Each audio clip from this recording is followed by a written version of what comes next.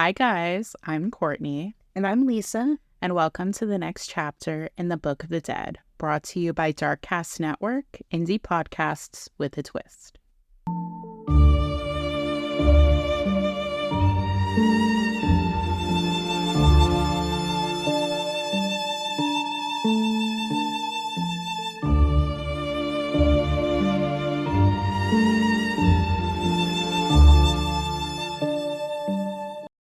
Hello. Welcome to another chapter. Before we begin, real quick, we're going to take like a couple of weeks off because I am very burnt out. Very tired, and I need some time to get my brain together. So, I'm thinking like only 2 weeks or so. So, with that being said, this will be our last episode for a couple of weeks, but we'll announce when we're coming back on Instagram and stuff. So, don't worry. It won't be a long thing. Did you have anything else to add?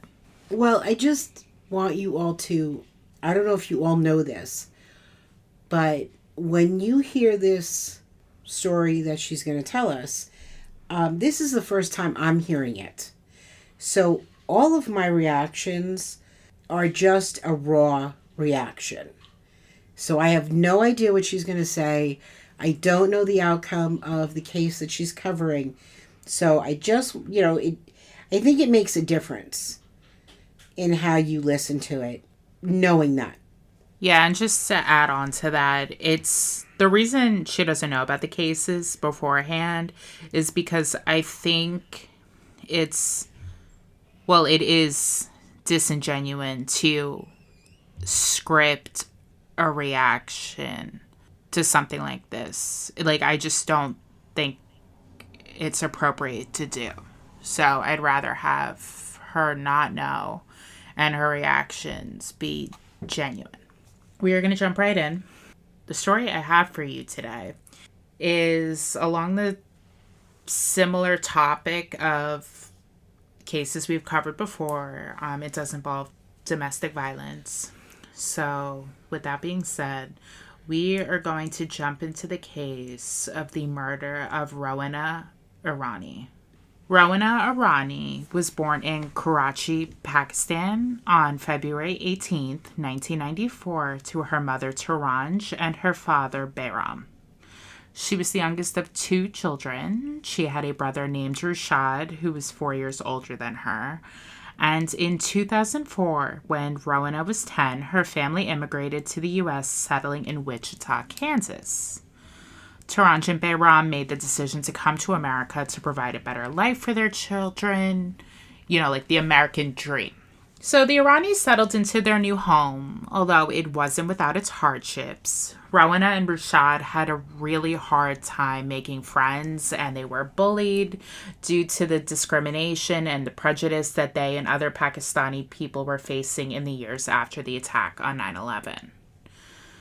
Rushad said, quote, "We came here 3 years after 9/11, so you can imagine the kind of mentality that most people had. Instead of letting that get to us, the both of us, her more than me, we turned that into a positive and used those experiences to help not only others, but to educate those who were bullying." Which I think is just a really great outlook to have on something like that. Like, you're being discriminated against and you're probably having like these terrible racist things thrown at you because, America has just gone through this trauma, and they were taking it out on anyone that looked even remotely similar to those that committed this attack. So for them to take it and turn it into something positive to try and help and educate others is just a really great thing to see, especially because they were both so young. They were 10 and 14, when this happened. Right. They could have grown up to be incredibly bitter due to all of the things that they had to deal with because of other people's prejudice. But it's really great to see that they turned it into something positive. Eventually, though, Rashad and Rowena began to thrive, and according to Medium.com, Rowena, as she grew older, ended up joining her school's ROTC program, as well as the drill team. Though she had no aspirations to join the military when she got older, she loved being part of the team and really dedicated a lot of time to it. Rashad said, quote, ROTC was pretty much her life in high school. It kind of surprised us because she was so small. Like, she was just this tiny little thing. He also said how the family would joke that the flag weighed more than she did, like, so that can kind of give you like a visual of just how tiny she was, you know, what those drill team flags look like. Yes, and they're heavier than they look because of the, you know, when the wind takes those flags, it adds weight to it. It sounds weird, but it adds weight because it's pulling you, you know, in one direction or another. So you're fighting against that, the pole and the flag.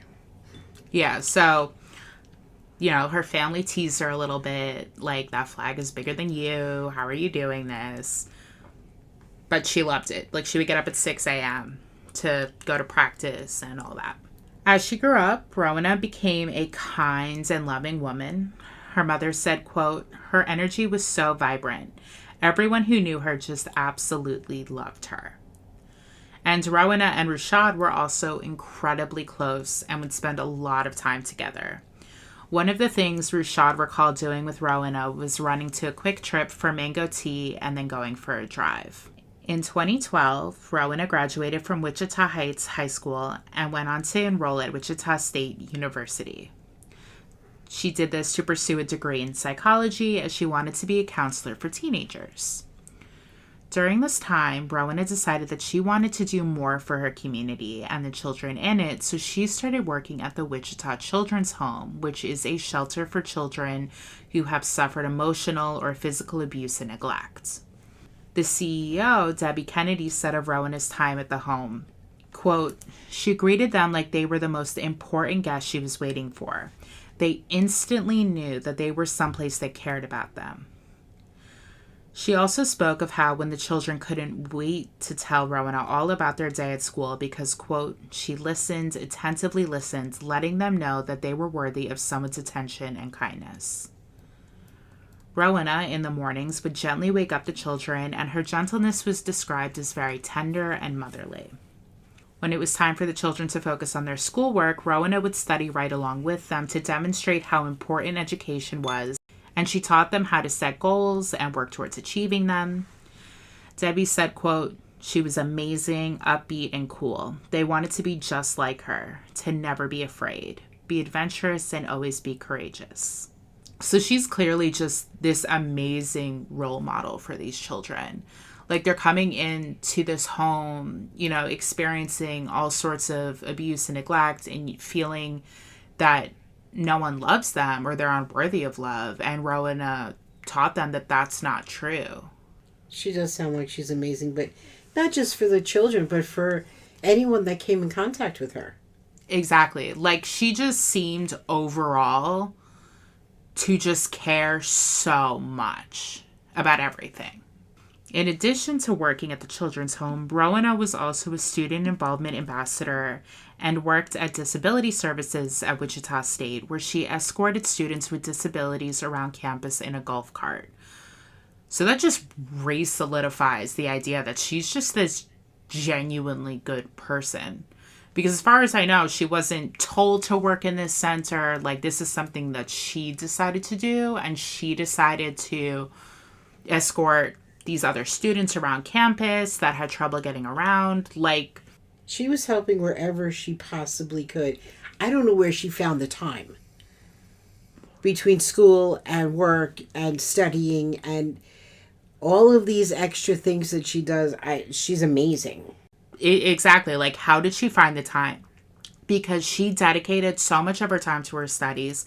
Her mom said that she was so proud of how dedicated she was to her studies and how well she was doing in school. Like, I'm sure Taranj and Bayram really felt that them moving to America, like, really was achieving their dream for their children to like succeed and be these amazing members of society. Like, they were just so proud. I can understand it. As a parent, your children's successes are some of your proudest moments. So obviously things are going really well for Rowena. She's helping the children thrive at the children's home, and she's doing amazingly well in her studies, as I said. And her brother Rushad became a police officer. So he's doing just as much amazing things, keeping his community safe. And of course, they were just as close as ever. Texted all the time, hung out all the time. They were two peas.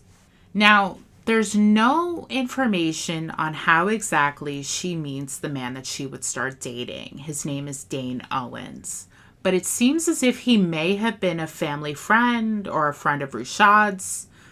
He was a few years older than Rowena, from an affluent family, and an Army veteran who was given a medical discharge after suffering a traumatic brain injury due to an explosion while he was deployed in Afghanistan. So he's, seemingly like this really great guy. He fought for our country. He was in Afghanistan. He was medically discharged. It wasn't like a dishonorable discharge. So, seems like a good guy. And according to the Wichita Eagle, he was a student worker at the Kansas State University Manhattan campus, and he was also working towards a degree in psychiatry. So clearly they have, something in common. She's going for a degree to be a counselor. He's going for psychiatry. So they've got some things in common. Now, according to Medium, Dane and Rowena reconnected in May of 2016 at Rushad's wedding, and they hit it off pretty much immediately. However, there were problems in their relationship almost from the start. Again, according to Medium, Dane started displaying some red flags very early on in their relationship. He was allegedly controlling, possessive, and had some pretty serious anger issues. Additionally, from the get-go, he started talking about wanting to marry and start a family with Rowena, which she was not ready for. At this time, she was 22 and very focused on school. And Rowena had expressed to Dane that she felt he was moving way too fast. And she asked him for some space. In response, allegedly, Dane begged her not to leave him, and in a letter supposedly said that he couldn't live without her, alluding to the fact that he would hurt himself if he did. Which, for those of you who don't know, that is emotional blackmail. And if you want a definition on emotional blackmail, according to Medical News Today, emotional blackmail involves using another party's fear, guilt, or sense of obligation to pressure them to comply with a demand. Signs may include withholding affection or threatening retaliation to get compliance. For example, the blackmailer may become silent or threaten to end a relationship if the other party does not bend to their wishes. Dane implying that he was going to hurt himself, kill himself, that's emotional blackmail. So we're already on a really bad foot, in addition to the possessiveness and the controlling issues and the anger issues. We're just not set up for success. Doesn't sound like it. You don't do that to somebody that you love. Now, Rowena told Dane again that she was not ready for such a major commitment and to basically stop pushing the marriage thing onto her, that she was not ready for something like that in this point of her life. She was setting a boundary for herself, and Dane seemed to respect that, finally, for about a week.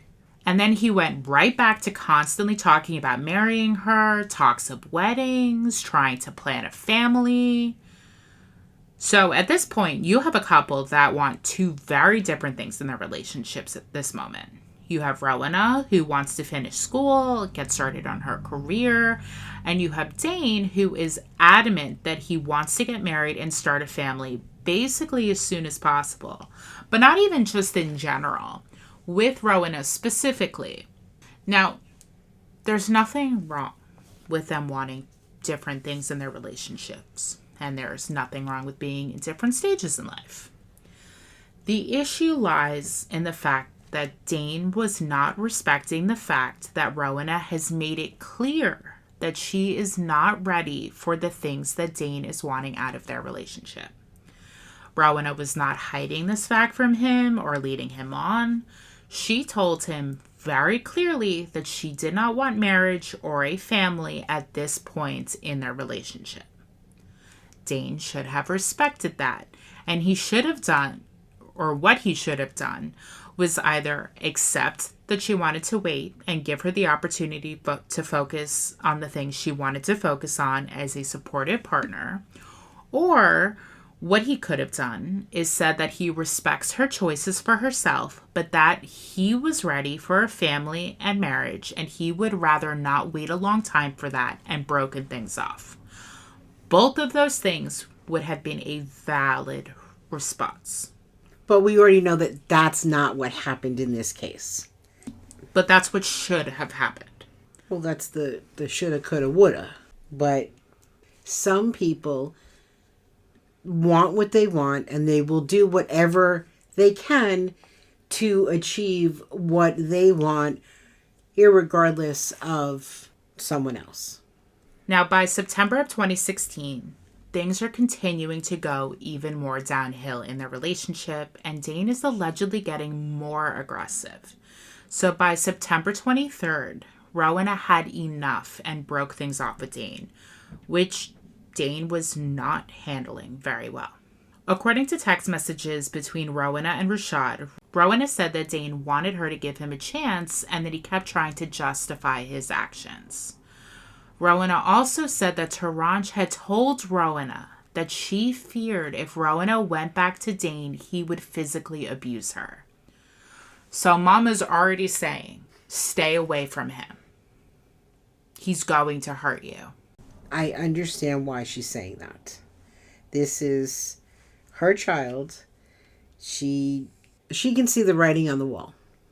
Yeah. And she's hoping that her daughter will heed the warning that she's giving her. And she does. Because Taranj isn't the only one saying stay away from Dane. Now, Rashad had asked Rowena if she wanted him to intervene. You know, he's a police officer, besides the fact that he's her older brother. You know, he wants to protect his sister. And she tells him no, and, quote, what's the worst that'll happen? He'll take a rifle and shoot me? Which she was joking, and Rashad did not find that funny. Now, on the 27th and the 28th, so just a couple of days later, Dane texted Rashad and asked about Rowena, and Rashad responded on the 30th saying, quote, you and my sister are done. Stop bothering her via text, Facebook, and phone calls, or she will file harassment charges. It is over. Move on. Thank you. So now Rashad is involved, saying, you need to stay away from my sister. Stop bothering her because you're bordering on harassment and no one wants to deal with this. Like, basically grow up. Well, he's, you know, as you said, he's the big brother. He's looking out for his sister, besides the fact that he's a police officer and knows that this is the pushing the boundary of harassment and, I'll say, stalking and all of these things, trying to get her back. And it's only going to lead down a road where, you know, there could be an order of protection and there could be, you know, charges filed for all of these things. So he's warning him off, stay away. She's made her decision, stay away, or you're going to go down this road that there may not be, you know, backtracking on. Exactly. Like, basically, he's giving him the courtesy of saying, if you don't stop, this is the legal action that is going to be taken against you. So stop. Right. Absolutely. On October 3rd, 2016, so 3 days after Rashad tells Dane to leave his sister alone, Rowena is supposed to pick up her mother from work, but she never shows. Now, mind you, Rowena lives in the family home. She doesn't dorm. She lives at home. So the fact that she didn't pick up her mom is already kind of a red flag. Because Taranj knows my daughter's at home. She's going to pick me up. She's not commuting from, or she's not coming from like her dorm, where there's traffic or whatever. She's coming from home. So Taranj is trying to get a hold of Rowena. Can't get a hold of her. Rashad then tries to get a hold of his sister. Can't reach her. So Taranj is very, very worried about her daughter. This is not like her. She sees her daughter every day, talks to her daughter every day. She talks to her brother every day. So this, in and of itself, is not right. So Taranj gets a ride home from a coworker. And when she got home, she walked into what could only be described as her worst nightmare. According to an affidavit, at around 4:10 p.m., Wichita Police and Sedgwick County Emergency Medical Services are dispatched to a home at 2612 North Meadow Oaks Court in Wichita, Kansas, for an urgent call for an ambulance. Upon their arrival, they discover Rowena Irani with severe trauma to the head. She's immediately transported to Wesley Medical Center, where doctors discovered she had sustained a gunshot wound to the head. Now, she was alive when they got to the hospital, and she is placed on life support. But due to the gravity of her injury, she was pronounced dead the following day. So back at the Irani household, the police are conducting their investigation, during which they discovered a .45 caliber shell casing on the floor near where Rowena was found, as well as a partial bullet.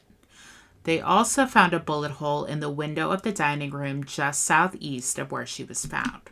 Rowena's brother, Rashad, was interviewed by detectives Joshua Hutchins and Stephen Mould, and during the interview, Rashad told the detectives how Rowena had previously been dating a man by the name of Dane Owens, and how she ended things with him 10 days prior.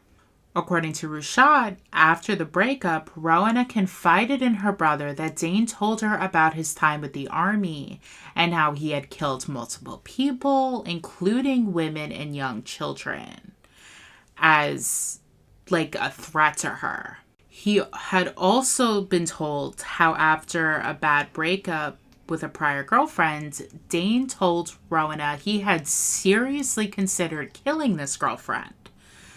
According to an article for KSNT.com, Dane, quote, told Rowena that he had dug the hole and was on the way to kill the previous girlfriend when he changed his mind. I can feel the rage.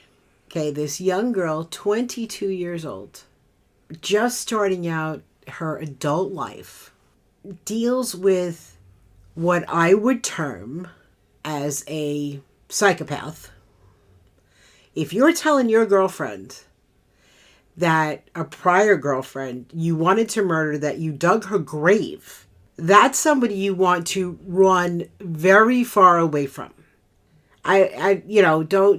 It's not a joke that he's telling her this. It's not a haha, this is funny, I'm teasing you. No, this is serious. Exactly. And then using the fact, like, yes, soldiers in Afghanistan, there are civilian casualties. Well, soldiers in any war. In any war. But, specifically Afghanistan, because that's where he was deployed. There are civilian casualties. There's no denying that. But for him to, from what I read, basically relish in the fact that he murdered women and children and was bragging about it, exactly, that's not normal behavior. That is not indicative of someone who is of sound mind and morals. No, well, okay. I have not met every military veteran or current military personnel. That is not something that they brag about. That is not something that they even talk about. They just don't. There's trauma associated with that. That's why they call it PTSD. Okay, so a lot of times these military, current military and military veterans will not speak about it because it brings up these horrible images that they can't get out of their head. And PTSD is a very real thing. They suffer with this tremendously. And I'm not just talking about military. Your average everyday person, depending on, God forbid, they go through a horrific trauma, they end up with PTSD. It's not something that, oh, let me brag about what I've done. I've never heard anybody say that. So based on this clearly disturbing information, police go to Dane Owens' parents' residence in Andover, Kansas, and they tell Dane that his ex-girlfriend had been injured in an accident. They didn't say what happened to her. And I'm sure that was a strategic move on the police officer's part. So during this conversation, Dane tells Officer Jared Henry, quote, "I was involved in the accident. Stuff happened." What do you mean stuff? What stuff are you talking about? That would have been my question. What do you mean? Well, during this conversation, a Detective Tennyson calls Melanie Owens, Dane's mother, and asks her if Dane owns a gun, to which she said he did. He owned a .45 caliber handgun and a rifle, both of which he kept at his house in Manhattan, Kansas. Police also spoke to one of Dane's friends, Michael Higgins, and Michael told police how the week before he had picked up Dane and that Dane seemed really angry. He also said that, allegedly, Dane had said he wanted, quote, "the stress relief of shooting someone." And nobody thought to question him on, what do you mean? Who you're talking about? What? I'm going to give... You need help? Come on. No, I fully get what you're saying. I'm going to give Michael the benefit of the doubt and assume that he kind of figured that Dane was kind of talking out of his ass. Like, when you're really, really mad, like, oh my God, I could kill you kind of thing. Like, not an expression, but just exaggerating. Like, oh, I could kill someone right now. Okay, I can understand that. However, you saying, gee, I could, I'm so angry I could, punch somebody in the face. You're not saying I could, I need the release of shooting somebody. Fully get what you're saying. I'm just thinking that's probably what Michael was thinking. Like, it was, I'm so mad I could kill someone right now kind of thing. Oh, I get what you're saying. I get it. I understand it. And again, this is all, I want to say second or third hand information. Exactly. And again, it's alleged that he said this because Michael, didn't, he wasn't quoted directly in the affidavit. It was coming second hand from what I could gather. So, maybe that's not what happened or exactly how it was phrased, but that's what is written in the affidavit. Okay. So again, we're on the outside looking in to this story. So maybe, my reaction would be different. But hearing it now, I'm going, what are you talking about? Like, what do you mean you want to shoot somebody? That's my reaction at this moment. Yeah, no, I get that. For someone to basically say that shooting someone would be cathartic for them, like, that's, what do you mean? Now, allegedly, Michael said that Dane was not specific about who exactly it was that he wanted to shoot. So, again, maybe that's why he thought he was just kind of talking out of his ass. Because he wasn't like, oh, I want to shoot Rowena. I'm so mad at her. She broke up with me. You know what I mean? So according to the affidavit, Dane told police that morning he had taken a bunch of hydrocodone pills and went driving around in his truck with a Smith & Wesson in the center console. Based on this, Dane was subsequently arrested and charged with intentional first-degree murder as well as burglary. So according to court records, during his interrogation, Dane told Detective Chisholm how he had driven to Rowena's neighborhood, parked his car where she couldn't see it, and headed towards the house. Now, this was verified by surveillance footage where Dane could be seen arriving at 11:38 a.m. and leaving at 1:05 p.m. Dane said that when he approached the house, he saw one of the Irani's dogs outside, so he opened the door to let the dog in and followed it into the house. Once he was inside, he said that, quote, Rowena came around the corner. He was startled, she was startled, and the gun just went off. Now, he says he wasn't trying to hurt anyone. He confessed to being angry, but he was usually good at controlling his emotions.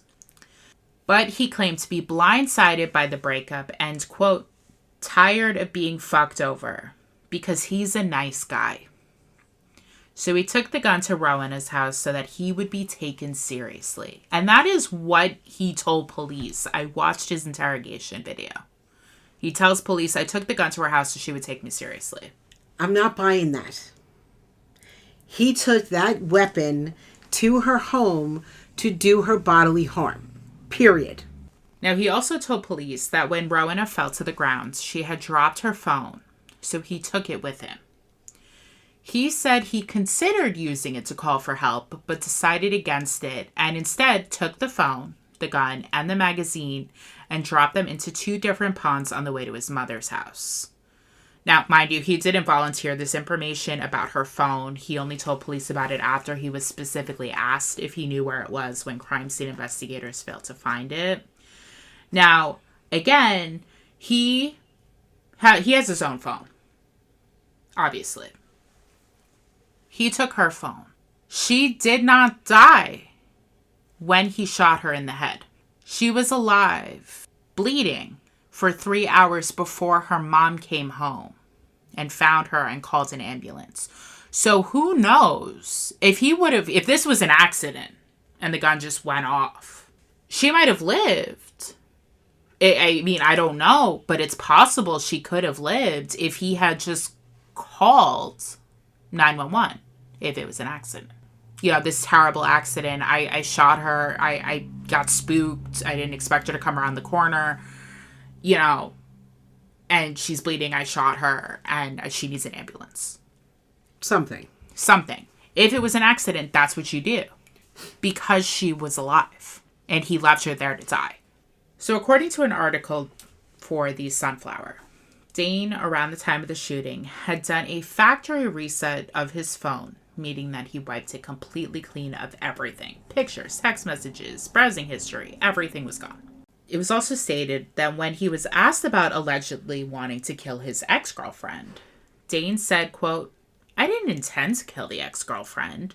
I convinced my brother we were going to dig a grave, but it was nothing like this. It was one of those joking instances. I convinced my brother to dig a whole grave, but it was just a joke. Who does that? This is not, a couple of shovelfuls worth of dirt. This is a lot of work. You dug 6 feet deep. This is a lot of work, and you're doing this as a joke? Who's buying this nonsense? No one's buying. I wouldn't expect anybody to buy it. I don't buy it. Because, again, in case it's not clear, no one that is a, quote, nice guy, like Dane says he is, makes jokes about killing an ex-girlfriend and digging a grave for her, nor do they relish the memory of killing women and children while in combat. Nice guys don't do that. They don't do that. Well, no nice guys that I know of do that. I can't think of one person that does that. One of the things that was interesting to police when they picked up Dane was that Dane had a sling on his arm, his right arm, because a couple of days prior, he had shoulder surgery. So police asked, how did you hold the gun? How'd you do this if your dominant hand is in a sling? And he said that he concealed the gun in the sling, and the gun just went off when he was startled. So police asked Dane to demonstrate how he did this. And again, I watched the interrogation footage of him doing this demonstration for police. They gave him an unloaded gun and said, show us how you did it. Now, He's making it seem like he just kind of popped it in there, like it was no big deal. No, no, no, no. When he's actually trying to do it, he's struggling because his arm is immobile because he just had surgery in it. So he's like trying to work it in there, and he physically or verbally says, "This really hurts." And then he tells Detective Chisholm that while he is right-handed, he shoots left-handed. So he's ambidextrous. Yes. And that's corroborated. Not like that he shoots with his left hand. He does. So you said you put it in the sling with your right arm. So now you have to but reach it's useless. And you have to reach across and pull it out of the sling, but it just went off. Mm-hmm. Am I the only one that finds that just a little hard to swallow there? Yeah, no, it makes zero sense. So, 2 days after Rowena's death, Dane appeared in Sedgwick County District Court on intentional murder and aggravated burglary charges for arraignment. And he's held on $500,000 bail. As far as I know, no one posted that bail. So he was held in jail. And Dane goes to trial in November of 2018, and the defense is trying to argue that the shooting was an accident, and he suffers from post-traumatic stress due to his time in the military. Now, Detective Chisholm testifies at trial that Dane's gun had a 7-pound trigger pull and a trigger safety that prevented it from firing unless a finger was on the lower part of the trigger. Basically saying this gun wasn't just going off accidentally unless your finger was on the trigger.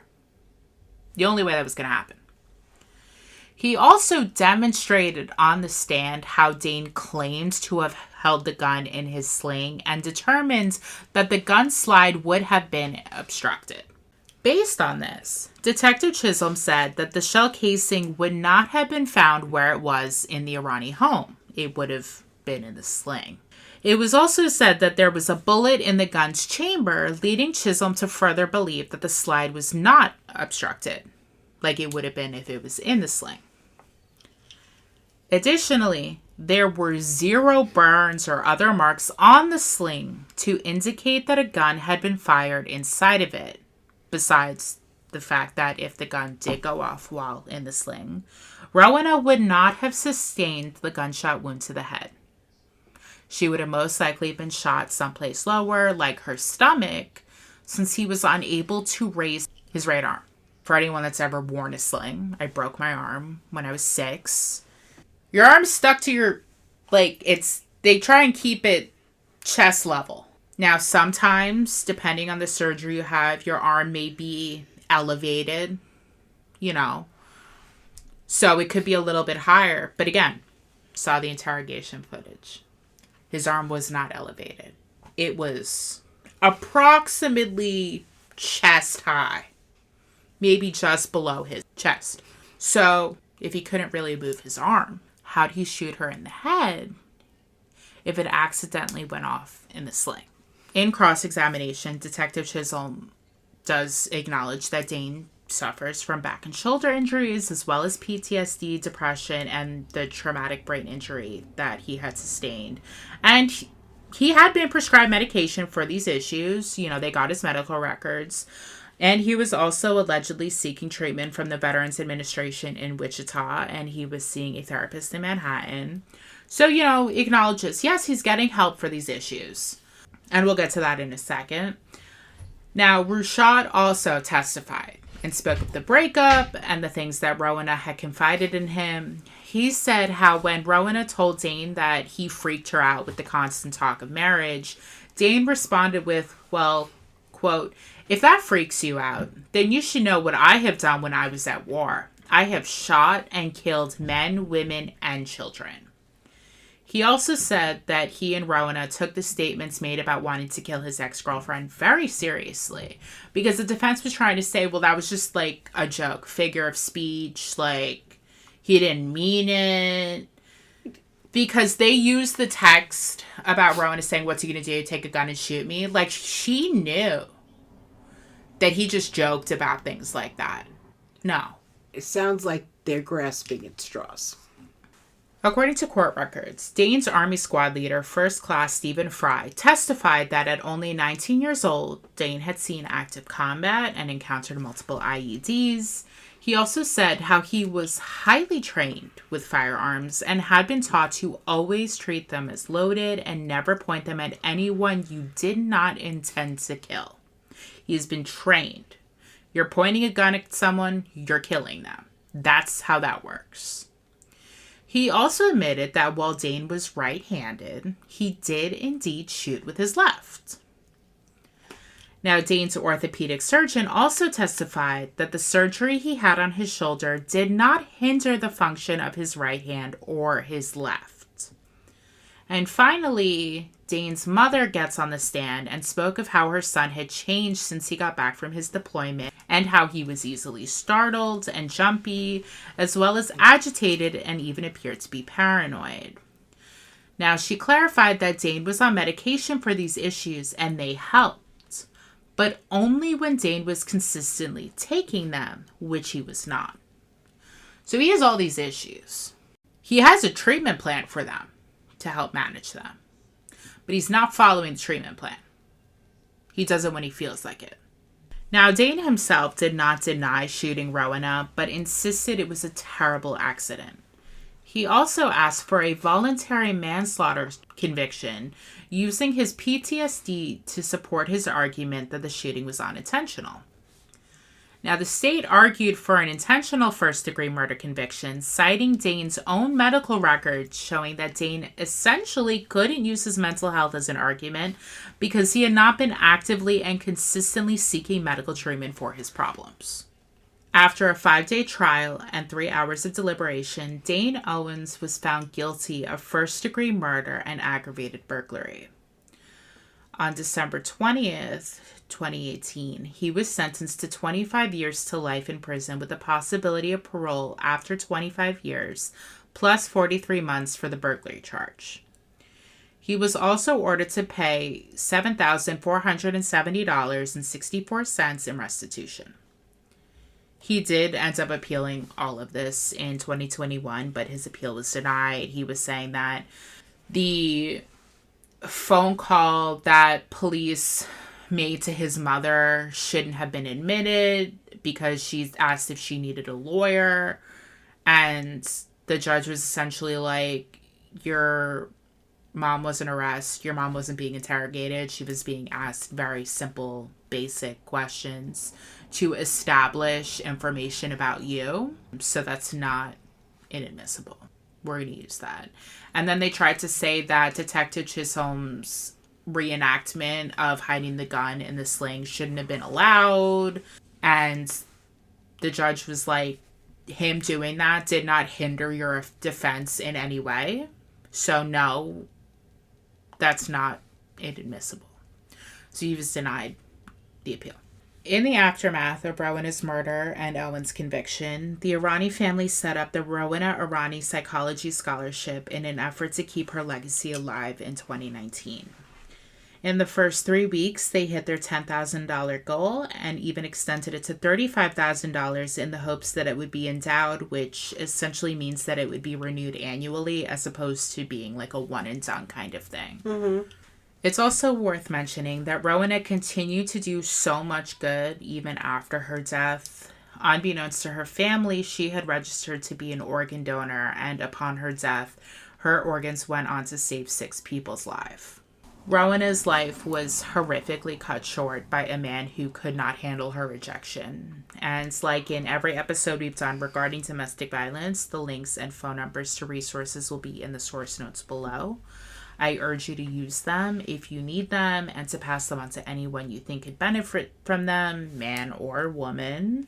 I know domestic violence cases have all been about female victims that we've covered, but men suffer from domestic violence as well. So please, if you need the resources, use them. That was the murder of Rowena Irani. Well, she was from what you've told me, a wonderful young lady who touched so many lives, and so many lives that she could have touched in her lifetime. And I feel sorry for, well, not only the family and the loss that they have suffered, but again, for all of those people that she did touch in such a beautiful way. Debbie Kennedy, the CEO of the Wichita Children's House, said that basically there will never be another one like Rowena. But to do right by Rowena, she said she is so conscious of the people that she hires now because she wants them to be just like Rowena. Like, she wants that compassion, that kindness. Well, this young lady has set a standard for anyone that comes after her. And some of the children spoke at her memorial and basically said, like, one of them said, like, I'm going to finish high school for Rowena. I'm going to do this, like, go to college. I'm going to go to cosmetology school. I'm going to do these things that Rowena believed that I could do, like, for her. So she impacted them so much. So she will live on in them. Not only her family, but again, the lives that she has touched, those young lives that she has touched for the better, they will never forget her. And they will continue that and hopefully pass that along to others, that they see that may need help or may need, just a helping hand. Mm-hmm. So she left a very big hole in this world. So that's it, guys. Again, we'll be back in a couple of weeks. I'm just so burnt out. Work was really rough for Q4. Anyone that works in retail, you know that struggle. Retail sales, And the holidays and everything like that. So it's been a bit of a tough time. So Courtney needs a little bit of R&R. Yeah, I need a mental health break in the worst way. For those of you that are in your Patreon, I'm going to put up a message. You did not get your bonus episode this month, and I apologize for that. I was like in tears about it the other day. But we will make it up to you. Yes, you're going to get 2 episodes in January. You're going to get 2 episodes in February. I'm so tired. I'm so tired. But yeah, I hope you had a wonderful Christmas. I hope you had a wonderful Hanukkah. We wish you nothing but the best in the new year. Happy, healthy, and safe for all of you. Mm-hmm. And by the time you listen to this, my birthday was yesterday. So as like a birthday present to me, you could give us like a little review. I'm just saying. Just saying. Putting it out there.